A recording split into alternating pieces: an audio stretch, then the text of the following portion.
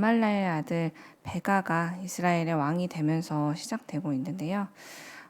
이 베가 역시도 선왕들과 다를 바 없이 자기 앞선 왕이었던 부가히야를 암살하고 왕자를 차지한 사람이었습니다. 그러나 이전 왕들과는 다르게 베가는 20년이나 이스라엘을 통치한 것을 우리가 볼 수 있는데요. 통치 기간만 두고 생각해 보면 그가 하나님께 다른 왕들보다 복을 받은 왕인가 하고 오해할 수 있을 만큼 참으로 긴 시간을 통치하고 있는데요. 하지만 28절을 보면 베가 역시도 여호와께서 보시기에 악을 행하여 이스라엘로 범죄하게 한 느밧의 아들 여로보암의 죄에서 떠나지 아니하였다라고 기록되고 있어요. 베가 스스로는 자신을 두고 나는 그래도 다른 왕들보다는 월등히 긴 시간을 왕위에 있었어 라고 자랑스러워했을지 모르겠지만 그도 역시 하나님 보시기에는 다른 왕들처럼 죄에서 떠나지 않은 죄인 중에 한 사람일 뿐이었습니다. 오히려 이스라엘 백성들은 베가가 통치하던 시기에 이전 왕들 때에는 겪어보지 못한 고난까지 맞이하게 되는데요. 왜냐면은 앞서 므나헴이 엄청난 돈을 주고 그나마 이제 안정된 이 나라를 유지하려고 이제 그 아수르의 왕에게 이렇게 조공을 바쳤던 것과는 다르게 베가는 그와 정반대로 행동했기 때문이에요. 베가는 반아수르 정책을 펴서 이제 므나헴에게 수탈당했던 백성들의 지지를 얻고 자신의 왕권을 강화했고 또 그렇기 때문에 더더욱 계속해서 아수르를 대항하는 길로 나아가는데요. 이를 위해 아람 왕인 르신과 함께 연합하기까지 합니다. 그러나 이러한 베가의 움직임은 오히려 아수르의 침공을 불러오게 되죠. 그래서 그로 인해서 이 베가와 연합했던 아람조차도 이 아수르에 의해서 완전히 함락당하게 되고요. 또 29절을 보면 이스라엘도 그 이제 국토의 대부분을 이제 점령당하는 슬픈 일을 겪게 됩니다. 이 땅만 빼앗긴 것이 아니라 이스라엘 백성들마저도 이제 아수르의 포로로 사로잡혀가는 비극을 겪게 되고요. 왕이었던 베가 역시도 친아수르파 엘라의 아들 호세아에 의해서 죽임을 당하게 되는 것을 우리는 오늘 말씀을 통해서 보았습니다.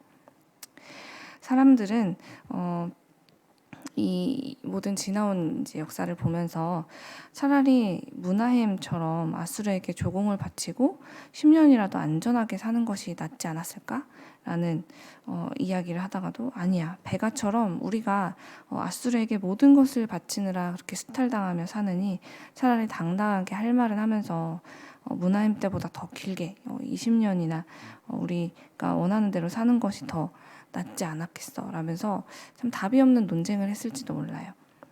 그러나 이 모든 상황을 다 살펴본 우리는 이스라엘이 처한 상황이 이렇게 정치적으로 또 외교적으로 생긴 문제가 아니라는 것을 오늘 말씀을 통해서 분명히 기억해야 합니다.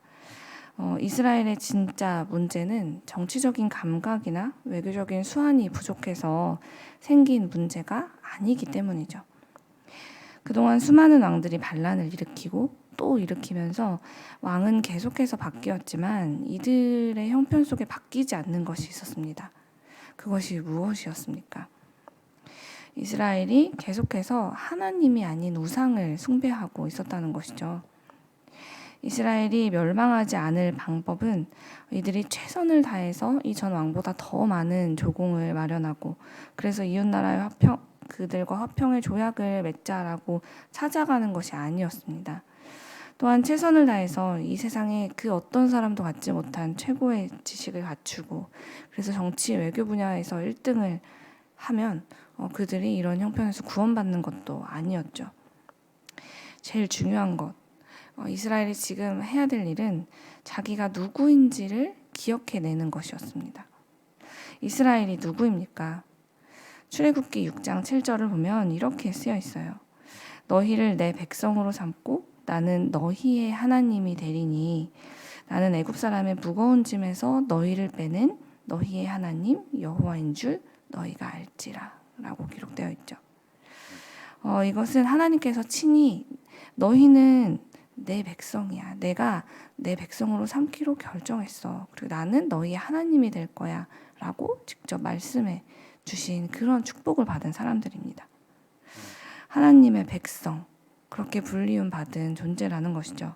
그러므로 그들이 지금이라도 이런 힘든 일을 겪고 있는 이 멸망을 향해 가는 것이 누가 봐도 너무 분명한 이 상황에서 빠져나오려면, 구원받으려면 그들은 자신들 안에 너무나도 뿌리 깊게 자리 잡은 이 우상을 제거하고 친히 그들의 하나님이 되어주신 이 여호와 하나님만을 믿으면서 따라가는 삶을 다시 시작해야 했습니다. 그러나 북이스라엘은 금송아지를 숭배하던 여로보암 때부터 지금까지 그 죄를 제거할 생각이 없었죠. 그들은 회개하지 않았고 그 죄의 습관을 바꿀 생각도 없었습니다. 모든 죄의 시작이었던 그 근본적인 문제, 하나님보다 다른 대상을 더 믿고 의지하고 하나님처럼 사랑하는 그 죄, 하나님과 우상을 동시에 섬기는 그 죄를, 그것만 그냥 내버려 둔 채 다른 걸 더 열심히 하면 되지 않을까?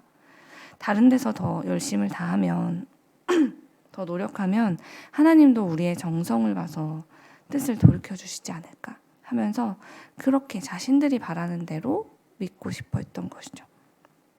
그러나 여러분, 우리가 단추가 많은 셔츠를 입을 때 한번 생각해 보십시오. 첫 단추를 잘못 끼우면 어떻게 됩니까?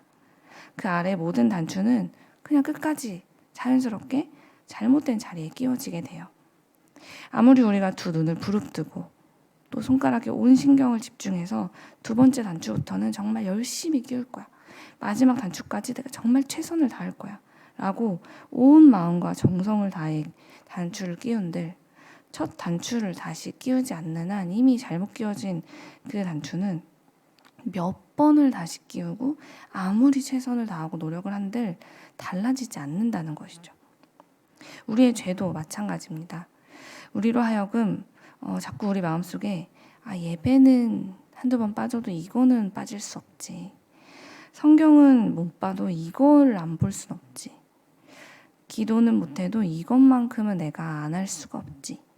이건 안 먹을 수 없지.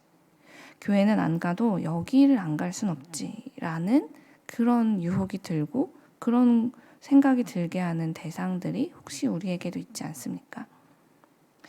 온 세상의 창조주이신 우리 하나님은요, 우리가 어떠한 것과 견주어서 비교해보고 선택하는 그런 대상이 사실 되실 수 없는 분이세요. 그런데 언제부터인지 모르겠지만 내가 자꾸만 하나님을 뜻을 따르는데 시간이 걸리게 되는 거예요. 어느새 내 삶에 하나님만큼 중요해진 그 어떠한 것 때문에 이것과 하나님 사이에서 자꾸만 선택의 대상이 될 수 없는 우리 하나님을 두고 고민을 하는 시간이 늘어난다는 것이죠. 혹시 여러분께도 우리 하나님의 뜻과 내가 그렇게 자꾸만 그 뜻에 대해서 고민하게 하는 어떤 대상 사이에서 내가 지금 둘 중에 무엇을 선택해야 될지 고민된다, 갈등하게 된다라고 만드는 그런 존재가 혹시 있다면 그 존재가 바로 나의 우상이라는 것을 우리는 이 말씀 앞에서 인정하고 그것을 단호하게 제거해야 합니다. 오늘 말씀 속에 등장하는 이 여로보암의 죄를 반복했다는 이 왕들, 그리고 이 오늘 이제 이후에 등장하는 남유다의 왕이었던 요담은 그걸 하지 못했어요. 34절을 보면 이 요담이 등장하는데 그는 참 오랜만에 하나님 보시기에 정직히 행한 왕이다라는 칭찬을 들은 참 반가운 왕이거든요. 그런데도 불구하고 그런 요담이 무엇을 하지 않았냐면 산당을 제거하지 않았다라고 말씀이 기록하고 있어요. 정치적으로 여러 가지 이유가 있었겠죠. 그가 산당을 제거할 수 없었던 여러 가지 이유가 있었겠죠. 그러나 그게 어떤 이유에서 간에 그는 그 자기의 왕좌를 지키기 위해서 이 산당 하나만 내버려 두면 어떨까? 이것만 내버려 두면 내가 맞이하게 될, 벌써 예측하게 될 수많은 백성들과의 어려움이 생길 그런 것들을 차단할 수 있고, 그러므로 앞으로의 왕위를 지키는데도 좀 어려움이 덜할 것이 너무 분명한데 이 산당 하나만 내버려 두고 대신 다른 걸 하나님 앞에 더 열심히 하면 되지 라고 그가 생각하고 결정했던 결과 어떤 일이 일어났습니까? 말씀을 보면 그래서 백성들이 여전히 그 산당에서 제사를 드리며 분향했다라고 쓰여져 있어요. 백성들은 이 요담이 하나님께 다른 거 다 열심히 하면서 산당을 내버려 둔 결과 우상 숭배를 계속 해나갔다라는 것이죠.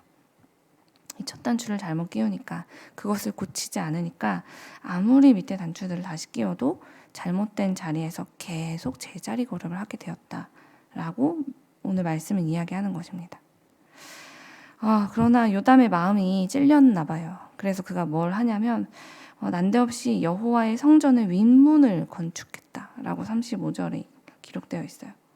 산당을 제거하지 못한 게 사실 자기 마음에 계속 걸렸던 거죠. 그러니까 성전을 내가 산당을 부술 수는 없고 성전을 열심히 보수해서 그걸로 하나님을 기쁘시게 해야지. 그렇게 해서 사실은 정말로 하고 싶었던 건 내 마음에 있는 이 죄책감을 덜어내고자 했던 것이죠. 그는 그렇게 자기의 최선을 다해서 자기가 하고 싶은 우상숭배는 내버려 두고 또 하나님께는 자기가 더 다른 데서 최선을 다하게 됩니다. 그러나 안타깝게도 그것은 하나님께 조금도 기쁨이 되지 못하게 되죠. 사랑하는 여러분, 오늘 말씀을 보면서 우리는 다른 어떤 것이 아니라 오직 우리 하나님 한 분만으로 충분한 사람들이라는 것을 우리의 평생에 기억하며 살아가는 우리가 되었으면 좋겠습니다.